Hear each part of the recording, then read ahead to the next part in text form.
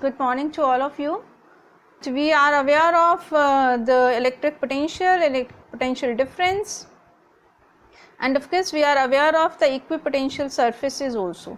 So this is your previous knowledge, and we are going to continue with the next part today, that is the electric potential energy. Electric potential energy we have to study in detail. We will be studying because of the system of charges. We will be studying it in the presence of electric field as well. We will be studying the electric potential energy of dipole also when it is kept in the external electric field, which though we have studied earlier, we will be revising this part. So let us start with the topic today is electrostatic potential energy. That is, of course, we have earlier also defined in the first part that it is the amount of work done in bringing a charge. We are bringing a charge q from infinity to a given point. Of course, we are bringing against the force of attraction or force of repulsion because of the test charge. Because of the source charge can be positive or negative, but test charge q, small q, which is you are bringing from the infinity, is always positive. Capital Q is written for the source charge in the electric field of which you are bringing the test charge or the small charge q. Of course, I am repeating this part that this charge is supposed to be that small that it is not affecting the electric field due to the capital Q charge. So, of course, you are aware of this is a scalar quantity. This definition we have already done. Now what the thing is, if I have to find the potential energy of a system of charges, for one point charge it is clear with you already. If I have to do it for the system of charges, then I have to bring all those charges from infinity to their given locations. It means electric or the electrostatic potential energy of a system of charges, if you want to define, it is defined as the amount of work done in assembling the charges at their locations, of course by bringing them from infinity. And of course the earlier knowledge we have to keep it with us, that we are bringing it without any acceleration, without affecting the field due to any external source charge or any other reason. If it is there, if it is not there, then it's okay. So both the cases we have to discuss, if earlier the electric field is present or if earlier the electric field is not present. So this is the main focus of our today's lecture. We want to find the electrostatic potential energy of a system of charges, and for that we are bringing those charges from infinity to their given locations. Of course, when two like charges are at infinite distance apart, then the potential energy for that system is 0. Of course, you are aware of the SI unit, we have already done joule, but you can write it in electron volts also. If it means if you are bringing one electron in the potential of 1 volt, so 1 electron volt, it is equals to 1.6 into 10 to the power minus 19 joule, because in many numericals you can be given with the values 1 electron volt, 1 million electron volts, then you can use the values according to the numericals, whatever value is given. But of course the SI unit is joule, but I can write the electron volt also in terms of joule. So this is the most commonly used unit with me. Dimensional formula, of course, potential energy, that is equals to the work done. So dimensions of the work done and the potential energy is same, that is equals to mL to T minus 2. This much also is your awareness. This is the main focus which we have to learn today, that if I have to find because of the system of charges. Next with you is, of course, we have from our previous knowledge, for one particle when we have done, this is also I am repeating, work done in moving a charge q from infinity to the another point, then work done it is written as q into v, because we have defined electrostatic potential is work done upon charge. So from that formula you can write work done it is equals to q into v. Now if I have two charges, system of two charges, then potential energy by using this formula, because you know the value of V, that will be equals to the source charge Q upon 4 pi epsilon naught R.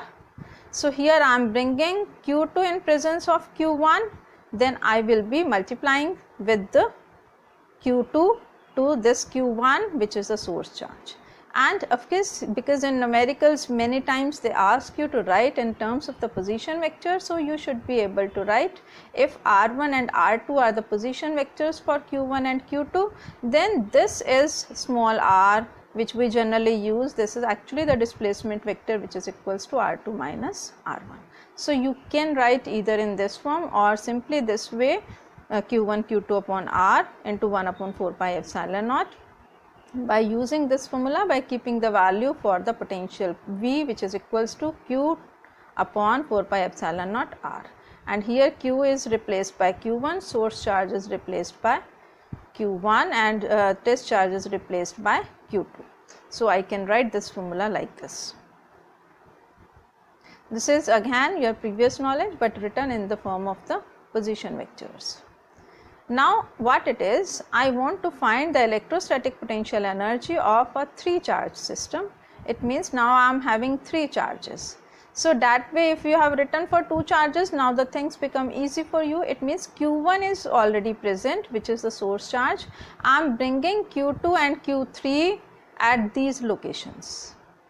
So if there is no Q1 even is there, then I need to bring Q1 also from infinity to this given location, and for that, if I have no field, then of course no work is to be done. Then work done will be 0 in bringing Q1, because if there is no charge in the beginning, then I have to do no work against the force of attraction or repulsion.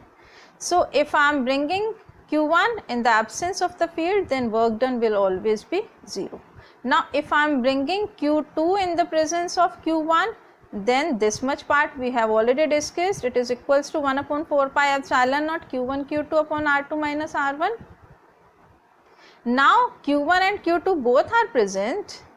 For bringing Q1, work done was 0. For bringing Q2 in the presence of Q1, this is the work done, which is stored as the potential energy. Now I have to bring Q3, but Q1 and Q2 are already present. So Q1 and Q2 are already present, so it means I have to do the work against Q1 as well as I have to do the work against Q2 also. So when I am doing against Q1, then the work done will be written as Q1 Q3 divided by this displacement vector, which is R3 minus R1. Of course, this will be the value for the work done in bringing Q3 in presence of Q1, which is equals to 1 upon 4 pi epsilon naught Q1 Q3 upon R3 minus R1. I have to bring Q3 in the presence of Q1 and Q2. Q3 in the presence of Q1 I have done. Now I am bringing Q3 in the presence of Q2. Then of course this will be equal to the product of Q2 and Q3 divided by this displacement, that is R3 minus R2. So this is the general result with me for the 3 charge system. It means earlier I am bringing Q1, work done is 0, then I am bringing Q2 in the presence of Q1. This is the value of work done, which is potential energy. Now I am bringing Q3 in the presence of Q1 and Q2. So 2 charges are there, so 2 values has to be there, one for Q3 in the presence of Q1 and other for Q3 in the presence of Q2. So this will be added to give you the total potential energy of the system. For your convenience, you may write simply this as R1, R2, R3, and then you can find the value. That is up to you how you want to write the things. But if I have n charge system, then this result can be written in the form of summation. Then you see in this formula one more thing you have to note, that I am writing one charge once only. It means Q1 Q3, Q1 Q2 and Q2 Q3. I am not writing otherwise Q3 Q2 or Q3 Q1, because if this is also getting affected, so one charge is to be written only once. So that is why only 1/2 part is taken out, and I am writing, because summation form when I am writing, I have two variables, one is I and other is j, but one variable should be given one value once only, not twice, and that is why I should not be equals to j. So this is in general, this formula I am explaining you further also, so as to make you more clear about the things what I am saying. This is the three-dimensional view with you. Now I am having n charges with me. N charges, it means I am having yours q1 is here, I am bringing q2, q3, q4 and so on. Number of charges are there. Then what it is, I am finding the potential energy because of this on this. But when I am writing here, I am writing here k is of course 1 upon 4 pi epsilon naught, that is the electrostatic constant, but one value I have to use once. It means q1, q2 I have to write, but I am not supposed to write q2, q1, because if I am talking in terms of the forces, then q1 is exerting force on q2, but q2 is also exerting force on q1. So this is two times I am using these values, I equals to 1 to j, 1 to n, and j also equals to 1 to n. So just to, I have to write one value once, I will be adding it two times, but then I am multiplying with the factor 1 by 2. This is just to avoid the double summation, because when in double summation, when I am doing, every pair comes twice. And just to avoid that, 1 by 2 factor has been introduced. This is the general formula when I am writing for the n point charges. Otherwise, in numericals, if fixed number 2 or 3 numbers are there, you can calculate then and there. When you know the concept, you can apply that then and there. Or if you want to remember the formula, then 1 by 2 is to be kept in multiplication in the beginning, because we are using two summations. And two summation mean each factor will come twice, but each factor I have shown you is coming once only. So for that sake, 1 by 2 has been multiplied. This is again the same thing which I have discussed for 3 point charges. If you are writing, I am getting 3 terms, but if I am having 4 charges, then q1, q2, q1, q3, q1, q4. It means with 1 I am using 2 and 3, with 2 I am using 1, once I have used, then 3 also I have to use. I have to see that pair should not be repeated. So same lines, if I want to write for 4 charges, this is the result with me, q1, q2, q1, q3, q1, q4. Then with q2 I have to write, so q2, q1 will come, which is already written, so I will not write that. Then with q2 I will be writing q3, q4, and when I write q3, and with q3 1 is already there, q3 2 is already there, and then I have to write only q4. So this way in the numericals you can think how many terms will be coming. Like for 4 charges there are, I am getting 6 terms with me depending upon the different distances. On this of course we will be doing the numerical also, so as to make you the thing much clear. Let me take the next topic, that is potential energy in the electric field. Now what is there? Electric field is there, uniform electric field is there. Of course we have studied electric field can be produced by having 2 parallel plane sheets with opposite charge densities. When I used it as the application of Gauss law, we have proved that. So if I am bringing the charge q in the presence of electric field, because of the electric field always there is potential.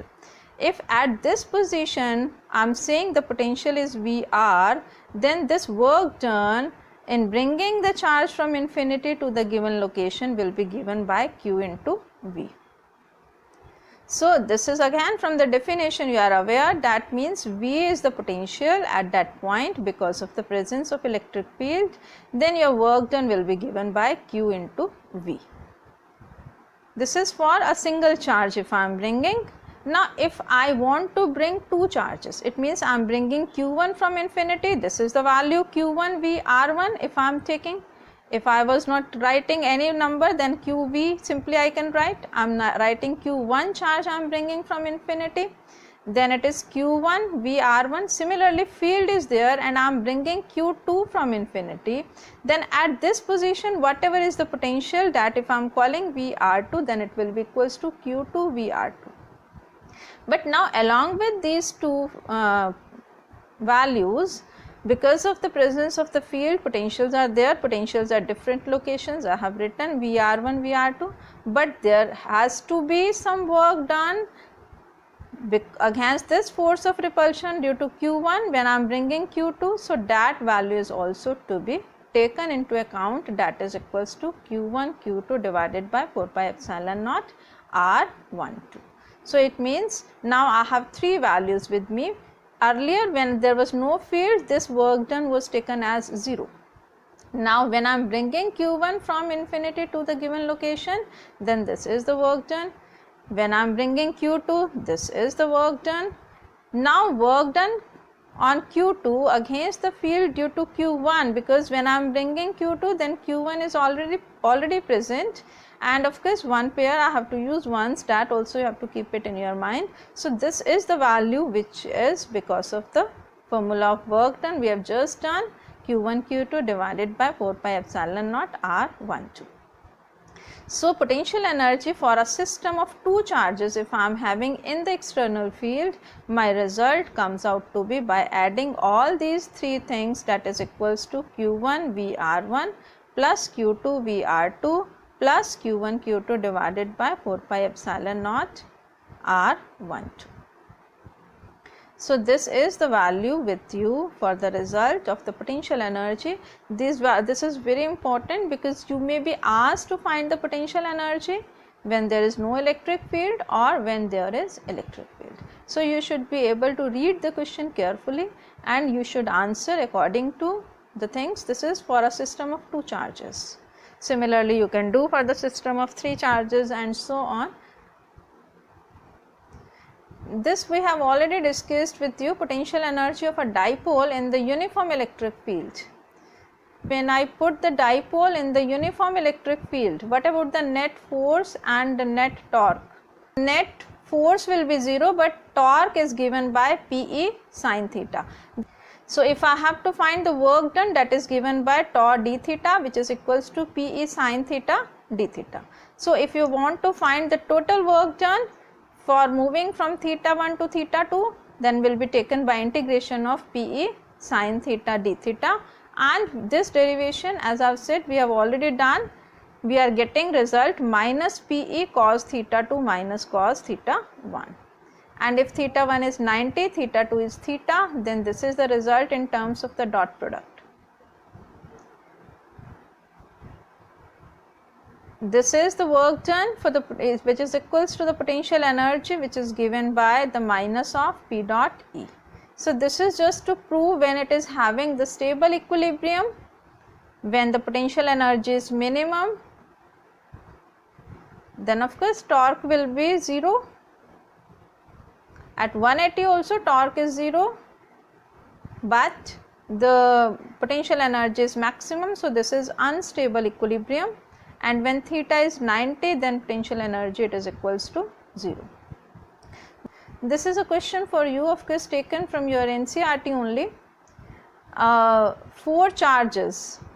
Of course, one thing more I would like to focus before I move ahead, that your potential energy for 2 charges, when I was discussing, it can be positive or it can be negative depending upon the magnitudes of the charges, which I have said earlier also.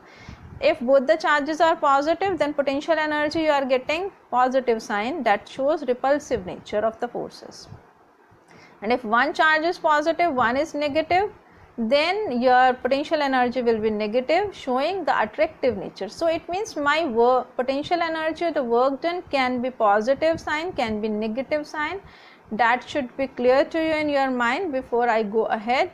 They are saying 4 charges are arranged at the corners of the square A, B, C, D. The square is shown in the diagram. You have to find the work required to put together this arrangement. I want to put all these charges at these required positions, and a charge Q naught, Second part, first part is this, simply find the work done, that you can find when I have given you the formula for 4 charges. Second part, when I am bringing Q naught to the center E of the square, then also you have to find what is the extra work required to do this. So let us discuss one by one. First part, of course, we have been given each side is D, so I have written in given part that all the sides they are equal and each side is equals to D. Now because I have to do all the pairs, so if I am calling it Q1, Q2, Q3 and Q4, then I have to do Q1, Q2, Q1, Q3, and due to this C part means Q4 also. So all these 3 pairs has to be made with the first charge, then it means I should be knowing all the distances. These sides distance is known to me, so I have to know this distance also, which is the diagonal of the square. So that is why only I have calculated the length of the diagonals, which is AC, which is same as BD, which is equals to square root of D square plus D square, which is coming out to be square root of small d, and you have to find the work done. It means all possible pairs to be taken but ones only. So 1 upon 4 pi epsilon naught I have written outside just for the convenience, and I am taking all the pairs, that QA, QB, QA, QC, QA, QD, all 3 done. Then I will be taking QB. QB due to QA already taken, so no need to write again. So QB due to QC and QB due to QD, because due to this already written, so I will not be writing. Now coming to C point, C due to A is already written, due to B is also already written, so only due to D I will be writing. And for D, these A, B, C are already written, so no need to write. So one pair you have to write once only, so I am getting for 4 charges I am getting 6 terms with me. So that will depend upon the number of charges, how many terms you are getting, then you simply put the value. If I am taking A and B charges, then one is positive charge, another is negative charge. Negative value is to be taken into account, as I was telling you, that then you have to multiply. That is because my work done, my potential energy can be positive, can be negative, depending upon whether I am doing the work against or I am doing in favor of the attraction or repulsive forces. So I am getting here minus q square, and the distance is d. For this also, for B due to C, for A due to C when I am taking, then this distance QA, QC you will be multiplying, both are positive charges, and the distance is square root of D. When you are taking A and D, then you can see we are getting one positive, one negative charge, so negative sign will come and the distance is small d only.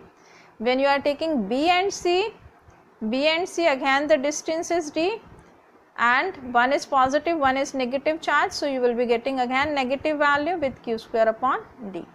When you are taking B with D, both are negative, negative will become positive because repulsive force again. So plus sign q square, but the distance is diagonal, which is square root of 2 into D. And then when you are taking C with D, then one is positive, one is negative charge, so you are getting minus q square upon D. So this is the, on solving I am getting this as the result. If I am taking q square out, minus also out, because I am getting 4 terms with minus, so I am writing here 4, and because here of course in the denominator you will write small d outside only, and then this root 2 can be written. Now you find the total work which is required to bring the charge q naught to the center E. I am bringing q naught to the center E, then you have to, it means what it is there, these charges are already present, A, B, C, D, and you are bringing this charge, so your work done against this charge, similarly against C and against D. So all these values you have to put, because 2 are positive values, 2 are negative values, and the distance, of course this distance of E from A from B, that is same, which is equals to root 2 d upon 2. It means d by root 2, half of the diagonal. So that distance is fixed, one charge is positive and other is negative, so you are getting the total result equals to 0. Clear? Moving to the next question. They are saying three charges minus q, plus q and minus q are placed at equal distances on a straight line. Equal distances, it means this distance between minus q and capital Q is same as that of this distance AC. It is equals to CB, which is equals to R. It is given in the question. They are saying if the potential energy of the system of three charges is 0, find the ratio of capital Q and small q. Now for the potential energy to be 0, of course we have discussed potential energy is a scalar quantity. So no question of direction in this chapter when I am talking about the potential or I am talking about the potential energy. You have to simply use the formula for the potential energy. Of course take care of the sign of the charges and put the results and put it equals to 0. So potential energy of the system you will be writing because of the three charges, A with C, A with B. A with C when you are taking, then minus q plus q divided by R. When you are taking due to B, then this distance will be equals to twice of R. So minus q into minus q divided by twice of R. Now if you are taking this, because of A we have already done, so because of only B is to be done. So because of B it will be equals to q into minus q divided by R. So one pair is to be taken once only, not twice. So this is the result, and on solving, putting the values, you are getting capital Q upon small q is coming out to be 1:4. Simple mathematics, simply revising the formula for the potential energy. Of course electrostatic potential energy we are talking about, that is equals to K Q1 Q2 upon R. So they may write K, they may write 1/4 pi epsilon naught. You should be aware of this, meaning is same. So whatever way they may ask you in the question, sometimes in MCQ they may use any value, you should be able to understand the things accordingly. Next question is, we are having 3 point charges plus q, plus 2q and minus 3q which are placed at the vertices of an equilateral triangle. This is an equilateral triangle ABC, each side is given L. If these charges are displaced to the midpoints of these lines, it means A1, B1 and C1, then you have to find the amount of work done in shifting the charges to their new locations. So again same repetition is there. I should be knowing the initial potential energy of the system, then I will be finding the final potential energy, and that difference will be giving me the work done. So formula you are already aware for 3 charges, but only the concept you have to use here, that you should be knowing that work done is equals to the change in potential energy, which is equals to final potential energy minus initial potential energy. So formula for potential energy is known to you. For initial potential energy 1/4 pi epsilon naught is taken out, common I mean, and then each side is L. So distance will be L when you are taking the product of the two charges for side AB, for AC, for BC. 3 possibilities are there. Then when you are finding the final potential energy, then this distance will become A1 B1, it is equals to L by 2. Similarly this distance is also L by 2. By symmetry you will be going to find the distance, and this distance is becoming L by 2, and then you find the value, simple multiplication, and we are getting the result with negative sign, because this I am getting both potential energies I am getting with negative sign. So when I am doing final minus initial, then final is this with minus 14 q square upon L when I have taken 1/4 pi epsilon naught out, then minus of minus this, it means it will become plus. So I am getting minus of 1/4 pi epsilon naught 7 q square upon L. You should be aware negative sign is showing the attractive force, we have already discussed, and if the sign is positive, that is showing the repulsive force between the charges.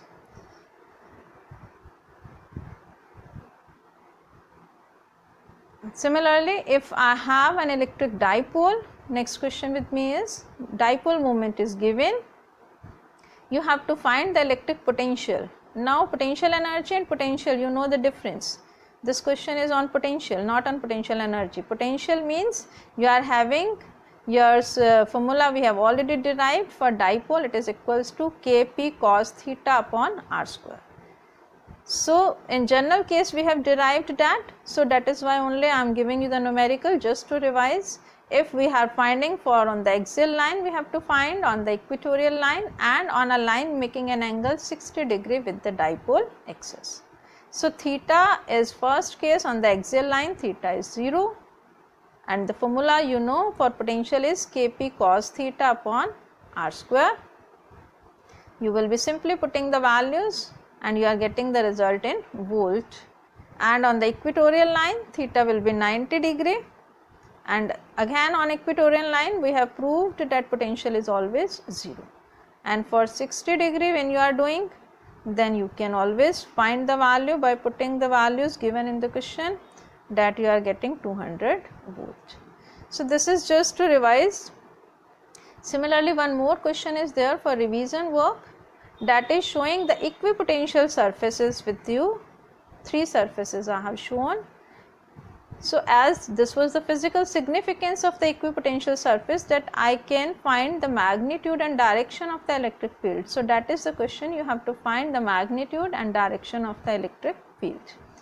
So they have written the values for the potentials, which is 60 volt, 30 volt, 20 volt, but these distances 10, 10 and then again this distance is 10, because total distance is 30, this distance is 20, so this distance will also be 10. So it means all these surfaces are equidistant, 10, 10 centimeter. So you can find, because of a point charge, value of potential is known to you, Kq upon r, and r is given 10 centimeter, it means 0.1 meter. This value is given to be for the 60 volt. If I am taking for the first surface, then you can find the value of Kq, which is coming out to be 6 volt meter, and thus you can find the electric field.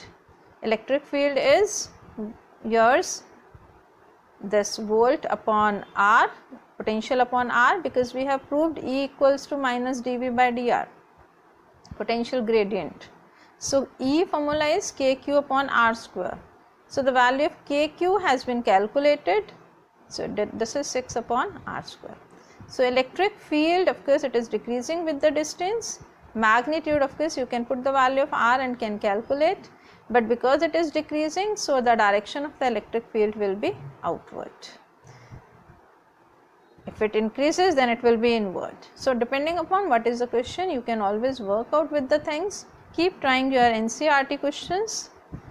Of course next time we will be starting with the next topic on capacitance or capacitors. So for today this is I think clear with all of you. So thank you everyone.